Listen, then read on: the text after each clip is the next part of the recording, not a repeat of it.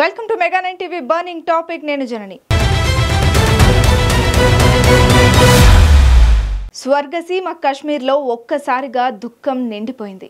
పహల్గాంలోని బైసరన్ మేడలో సంతోషంగా సెలవులు గడపాలని వెళ్లిన టూరిస్టుల కలలు రక్తసిక్తమయ్యాయి. పిల్లల ముందే తల్లిదండ్రులు కాల్చి చంపబడ్డారు. అప్పటి వరకు కుటుంబ సభ్యులతో ఆనందంగా గడిపిన వారు రక్తపు టేరులో మునిగిపోయారు. కాశ్మీర్ లోయలో ఉగ్రవాదుల దుశ్చర్య ఆ కుటుంబాలను చిదిమేసింది. అసలు ఈ ఉగ్రదాడి ఎలా జరిగింది?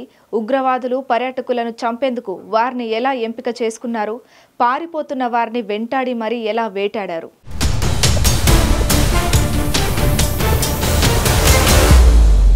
కొద్ది రోజులుగా ప్రశాంతంగా ఉన్న కాశ్మీర్ లోయ మళ్లీ కాల్పుల మూతతో దద్దరిల్లింది. గతంలో భద్రతా బలగాలనే టార్గెట్ చేస్తూ వచ్చిన ఉగ్ర మూకలు ఈసారి ఏకంగా సామాన్యులపై తుపాకీ ఎక్కుపెట్టాయి. ఆనందం కాశ్మీర్ అందాలను తిలకించేందుకు వచ్చిన పర్యాటకులను అతి కిరాతకంగా హత్య చేశారు ఉగ్రవాదులు. జమ్మూ కాశ్మీర్లోని అనంతనాగ్ జిల్లాలో ఉన్న పహల్గాంలోని బైసరన్ మేడలో దారుణమైన ఈ ఉగ్రదాడి జరిగింది. ఈ దాడిలో పదుల సంఖ్యలో టూరిస్టులు మరణించగా చాలా మంది తీవ్రంగా గాయపడ్డారు. ఈ ప్రదేశం పహల్గాంకు 6 కిలోమీటర్ల దూరంలో ఉంది. ఇక్కడికి కాలినడకన లేదా గుర్రాలపై మాత్రమే చేరుకోవచ్చు.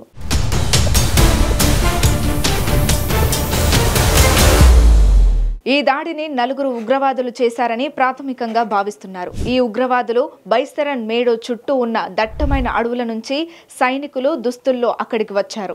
అత్యాధునిక AK-47 రైఫిల్స్తో అక్కడ ఉన్న టూరిస్టులపై అకస్మాత్తుగా కాల్పులు జరిపారు. దీంతో టూరిస్టులు భయంతో పరుగులు తీశారు.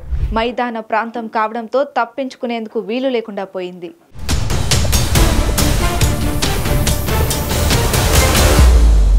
ఉగ్రవాదులు టూరిస్టులను ఎంపిక చేసుకునేందుకు దారుణమైన పద్ధతిని అనుసరించారు. వారు టూరిస్టుల గుర్తింపు పత్రాలను తనిఖీ చేసి ముస్లిమేతరులను గుర్తించారు.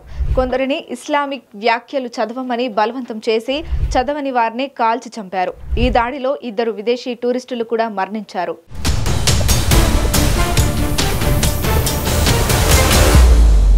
దాడి జరిగిన వెంటనే స్థానిక భద్రతా దళాలు అక్కడికి చేరుకున్నాయి. జమ్మూ కాశ్మీర్ పోలీసులు, CRPF బృందాలు ఉగ్రవాదులను ఎదుర్కొనేందుకు ప్రయత్నించాయి. అయితే ఉగ్రవాదులు దట్టమైన అడవుల్లోకి పారిపోయారు. భద్రతా దళాలు వెంటనే రెస్క్యూ ఆపరేషన్ ప్రారంభించి గాయపడిన వారిని ఆసుపత్రికి తరలించాయి.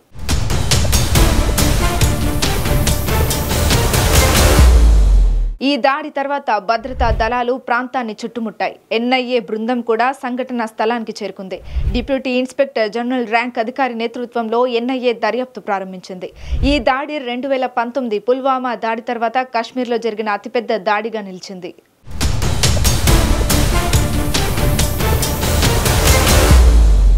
చాలా రోజుల తర్వాత కాశ్మీర్లో మరోసారి ఉగ్రవాదులు రెచ్చిపోయారు. ముఖ్యంగా TRF అనే రక్త పిపాసి సంస్థ నిర్దాక్షిణ్యంగా నీచమైన దాడులతో పహల్గాంను రక్తసిక్తం చేసింది. ఈ దుష్ట సంస్థ ఎలా పుట్టుకొచ్చింది? లష్కర్-e-తోయిబాతో దీని రక్త సంబంధం ఏమిటి? ఈ హీనమైన సంస్థ దాడులు ఎలా చేస్తోంది? గతంలో ఎన్ని జీవితాలను బలిగొంది? ఈ నరమేధపు సంస్థ వెనుక ఎవరున్నారు?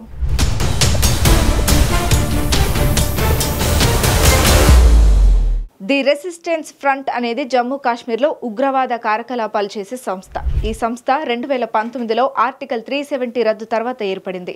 TRF లష్కర్-e-తోయిబాకు ఒక అనుబంధ సంస్థగా పరిగణించబడుతోంది. ఈ సంస్థ పాకిస్తాన్ ఆధారిత ఉగ్రవాద సంస్థలతో సన్నిహిత సంబంధాలు కలిగి ఉంది. అక్కడి నుంచే దీనికి ఆయుధాల సహాయం అందుతోందని నిఘా వర్గాలు అంచనా వేస్తుంది.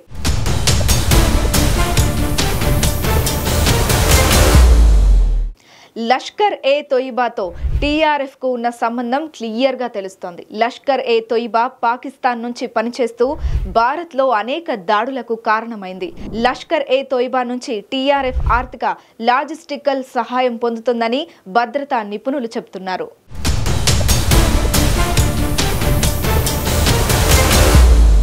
TRF దాడులు సాధారణంగా ఆకస్మికంగా హై ఇంపాక్ట్తో ఉంటాయి. వారు ఎక్కువగా జన సమూహంపై, ముఖ్యంగా పర్యాటకులు, భద్రతా దళాలపై దాడులు చేస్తారు. ఈ సంస్థ అత్యాధునిక ఆయుధాలతో హిట్ అండ్ రన్ వ్యూహాలను అనుసరిస్తుంది.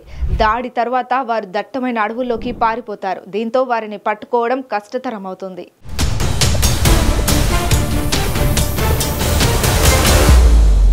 గతంలో టీఆర్ఎఫ్ అనేక దాడులకు కారణమైంది. 2024 అక్టోబర్లో గండల్బల్ జిల్లాలో ఒక నిర్మాణ స్థలంపై దాడి చేసి ఒక స్థానిక డాక్టర్తో సహా 6 వలస కార్మికులను చంపింది. 2023లో శ్రీనగర్లో భద్రతా దళాలపై దాడి చేసి 3 సైనికులను చంపింది. స్థానిక నాయకులను సైతం టీఆర్ఎఫ్ బ్లాక్ బెయిల్ చేసిన సందర్భాలు ఉన్నాయి.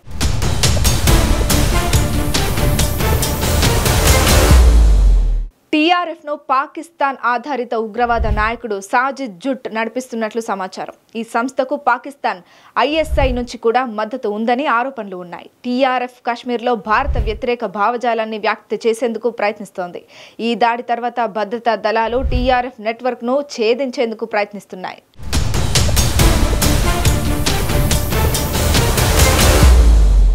పాకిస్తాన్ మరోసారి తన నీచమైన బుద్ధిని చూపించింది. పహల్గామ్ ఉగ్రదాడి వెనుక పాకిస్తాన్ హస్తం ఉందనడానికి బలమైన ఆధారాలు లభిస్తున్నాయి. దాడి తర్వాత కన్నీళ్లు కార్చినట్టు నటిస్తూ సరిహద్దుల్లో భద్రత పెంచిన పాక్ కుటిల బుద్ధి బయటపడుతోంది. పాకిస్తాన్ ఆర్మీ చీఫ్ ఆసిమ్ మునీర్ వివాదాస్పద వ్యాఖ్యల తర్వాత ఈ దాడి జరగడాన్ని ఎలా చూడొచ్చు? దాడుల వెనుక ఐఎస్ఐ ఉందనడానికి సాక్ష్యమేంటి?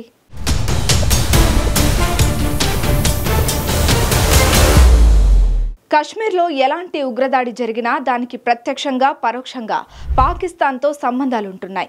ఐఎస్ఐ తీవ్రవాద సంస్థలతో పాకిస్తాన్ ఇలాంటి దాడులు చేస్తోందని భారత్ ఎప్పటి నుంచో ఆధారాలతో నిరూపిస్తోంది. అయితే పాకిస్తాన్ మాత్రం శుద్ధపూసలో మాటలు చెప్తోంది. పహల్గామ్ ఉగ్రదాడి తరువాత పాకిస్తాన్ విదేశాంగ మంత్రిత్వ శాఖ స్పందించింది. ఈ దాడిలో ప్రాణాలు కోల్పోయిన వారి కుటుంబాలకు సానుభూతి తెలిపింది. అయితే ఈ దాడి భారత్ ఆక్రమిత కశ్మీర్లో జరిగిందని పేర్కొంది. ఈ వ్యాఖ్యలు భారత్లో తీవ్ర విమర్శలకు దారితీశాయి. ఈ మాటలు కశ్మీర్పై పాకిస్తాన్ దుష్ట ఆలోచనని స్పష్టం చేస్తున్నాయి.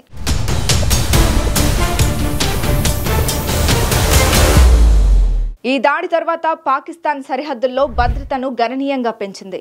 లైన్ ఆఫ్ కంట్రోల్ వెంట అదనపు సైనికులను మోహరించింది. భారత్ నుంచి సైనిక చర్యలను ఎదుర్కొనేందుకు పాకిస్తాన్ సిద్ధమవుతున్నట్లు కనిపిస్తోంది. వాయుసేన విమానాలను సైతం పాకిస్తాన్ సరిహద్దుల వెంట మోహరిస్తోంది. భారత్ గతంలో 2019 పుల్వామా దాడి తర్వాత బాలాకోట్లో ఎయిర్ స్ట్రైక్ చేసిన నేపథ్యంలో పాక్ ముందస్తు జాగ్రత్తగా ఈ చర్యలు చేపడుతుంది.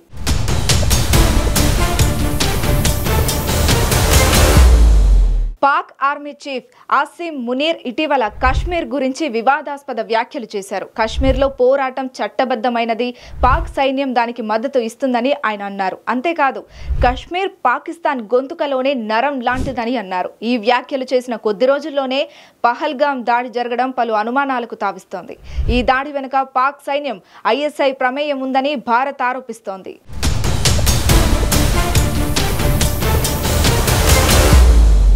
ఈ దాడి వెనుక పాకిస్తాన్ ఐఎస్ఐ హస్తం బలంగా ఉందని భారత్ భద్రతా నిపుణులు భావిస్తున్నారు. టీఆర్ఎఫ్కు ఐఎస్ఐ నిధులు, ఆయుధాలు, శిక్షణ ఇస్తుందని ఆరోపణలు ఉన్నాయి. గతంలో కూడా 2019 పుల్వామా దాడి వంటి ఘటనల్లో ఐఎస్ఐ పాత్ర స్పష్టంగా కనిపించింది. ఈ దాడి కశ్మీర్లో అస్థిరతను సృష్టించేందుకు జరిగినట్లు అనుమానం. ఇటీవలి కాలంలో కశ్మీర్లో టూరిజం బాగా అభివృద్ధి చెందుతోంది. పర్యాటకుల సంఖ్య కూడా పెరుగుతోంది. ఇది పాకిస్తాన్కు తీరని నష్టం. అందుకే ఇలాంటి దాడులు చేయిస్తోందని భావిస్తున్నారు.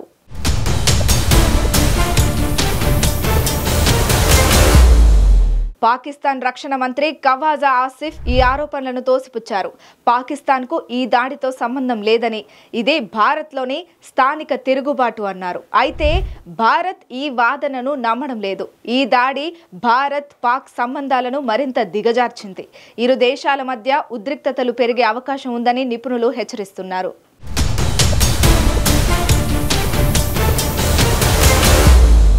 పహల్గామ్ ఉగ్రదాడితో భారత్ ఆగ్రహంతో ఊగిపోతోంది. తమ జోలికొస్తే భారత్ ఏం చేస్తుందో శత్రువులకు చూపించాలని అనుకుంటోంది. ఈ దాడి తర్వాత మోదీ, అమిత్ షా కఠిన నిర్ణయాలు తీసుకుంటారని భావిస్తున్నారు. ఈ నిర్ణయాలు పాకిస్తాన్కు సర్జికల్ స్ట్రైక్కు మించి ఉంటాయని చెబుతున్నారు.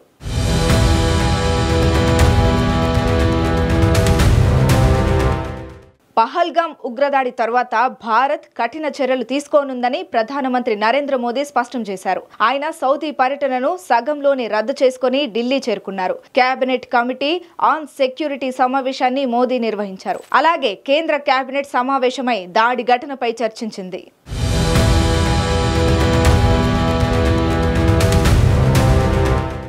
హోంమంత్రి అమిత్ షా దాడి జరిగిన బైసరన్ మేడోకు వెళ్లి పరిస్థితిని సమీక్షించారు. బాధితులను పరామర్శించారు. మృతులకు నివాళులర్పించారు. ఈ దాడి వెనుక ఉన్నవారిని కఠినంగా శిక్షిస్తామని షా హెచ్చరించారు. భద్రతా దళాలు ఉగ్రవాదుల కోసం గాలింపు చర్యలు ముమ్మరం చేశాయి. ఎన్ఐఏ దర్యాప్తును వేగవంతం చేసింది. ఉగ్రవాదుల స్కెచ్లను కూడా విడుదల చేసింది.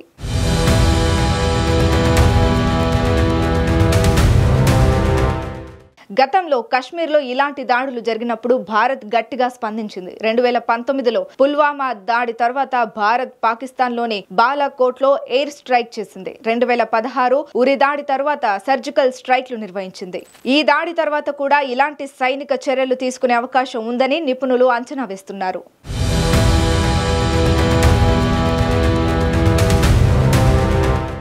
పాకిస్తాన్ హస్తం ఉందని తేలితే యుద్ధం వచ్చే అవకాశం ఉందా? ఈ దాడి భారత్ పాక్ మధ్య ఉద్రిక్తతలను పెంచింది. అయితే నిపుణులు ఇరు దేశాల యుద్ధాన్ని నివారించేందుకు ప్రయత్నిస్తాయని అంటున్నారు. భారత్ ఉగ్రవాదుల ఏరివేతకు దృష్టి సారించే అవకాశం ఉంది. సర్జికల్ స్ట్రైక్ లేదా టార్గెటెడ్ ఆపరేషన్లు చేపట్టవచ్చు.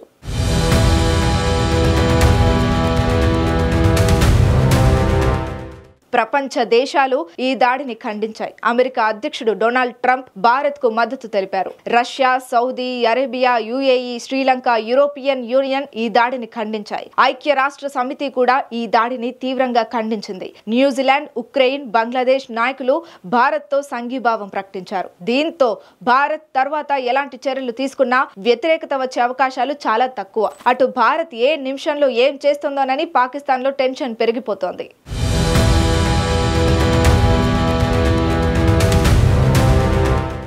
కశ్మీర్ ఉగ్రదాడి తర్వాత దేశం దుఃఖంలో మునిగిపోతుంటే కాంగ్రెస్ మాత్రం రాజకీయాలతో రెచ్చిపోతోంది. ఇలాంటి సున్నిత సమయంలో కూడా రాజకీయ లబ్ధి కోసం కాంగ్రెస్ నాయకులు చేస్తున్న వివాదాస్పద వ్యాఖ్యలపై తీవ్ర విమర్శలు వస్తున్నాయి. ముఖ్యంగా రాహుల్ గాంధీ, రాబర్ట్ వాద్రా లాంటి వారు ఈ దాడులను రాజకీయాలకు వాడుకోవాలని చూస్తున్నారని బీజేపీ మండిపడుతోంది.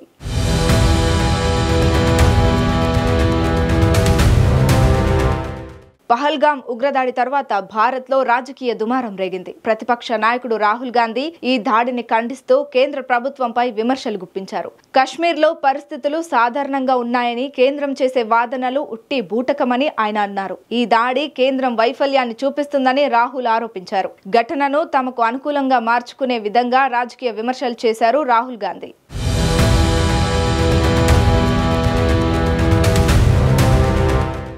'అటు కాంగ్రెస్ నాయకుడు రాబర్ట్ వాద్రా కూడా ఈ దాడిపై వివాదాస్పద వ్యాఖ్యలు చేశారు. ఈ దాడి ఆర్టికల్ 370 రద్దు తర్వాత పరిస్థితులు ఎంత దిగజారాయో చూపిస్తోంది అని అన్నారు. కాంగ్రెస్ నాయకులు ఈ దాడిని బీజేపీ వైఫల్యంగా చిత్రీకరించి క్యాష్ చేసుకోవాలని చూస్తున్నారని విమర్శలు వినిపిస్తున్నాయి. దీంతో ఉగ్రదాడి కాస్త రాజకీయ వివాదానికి కారణమైంది.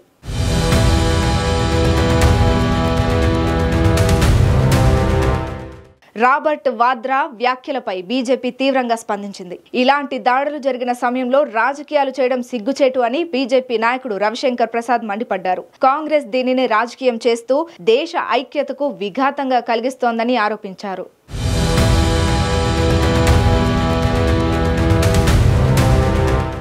2019లో ఆర్టికల్ 370 రద్దు తర్వాత కశ్మీర్లో శాంతి నెలకొన్నట్లు కేంద్రం చెప్పిందని, ఆ శాంతి ఎక్కడ ఉందని కాంగ్రెస్ ప్రశ్నిస్తోంది. ఈ దాడి కేంద్రం చెబుతున్న మాటలకు పూర్తి వ్యతిరేకంగా ఉన్నాయని కాంగ్రెస్ అంటుంది. అయితే ఉగ్రవాదులను ఎదుర్కొంటూ కశ్మీర్లో సాధారణ పరిస్థితులు నెలకొంటున్న ఈ తరుణంలో దాడులు జరిగాయని, దీనిని తమకు అనుకూలంగా మార్చుకునేందుకు కాంగ్రెస్ నీచ రాజకీయాలు చేస్తోందని బీజేపీ మండిపడుతోంది. దీంతో ఈ విషయంలో ఇరు పార్టీల మధ్య మాటల యుద్ధం తీవ్రమైంది.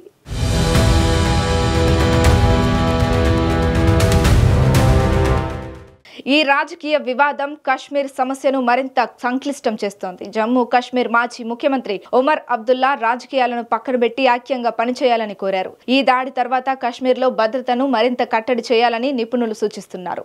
ఈ వివాదం రాజకీయంగా ఎలాంటి మలుపు తీసుకుంటుందో చూడాలి.